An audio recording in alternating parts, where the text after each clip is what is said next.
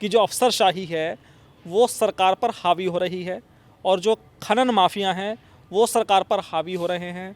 ये आरोप किसी विपक्ष ने नहीं लगाए भट्ट साहब, ये आरोप आपके पूर्व मुख्यमंत्री ने लगाए। या तो आपके पूर्व मुख्यमंत्री झूठ बोल रहे हैं नहीं या नहीं, आप देखिए सच्चाई आप बताइए मुझे। मैं बताता हूँ आपको। देखिए, पूर्व मुख्यमंत्री सुझाव के नाते कोई विषय बोलते हैं तो सरकार उसका संज्ञान लेती है।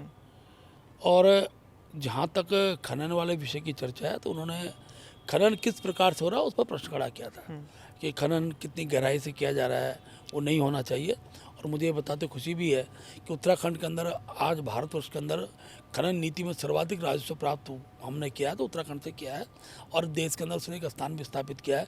इसलिए खनन की पॉलिसी पे उन्होंने प्रश्न खड़े नहीं किया। जो खनन के ठेकेदार हैं वो किस प्रकार से खनन कर रहे हैं उस पर उन्होंने प्रश्न खड़ा किया था, इसलिए उसको उसी नज़रिए से देखना चाहिए।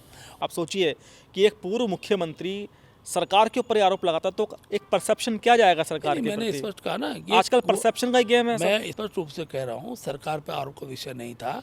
और जिस आधार पर उन्होंने इस बात को बोला वो एक क्षेत्र विशेष का मामला था, हरिद्वार के खनन के संदर्भ विषय था।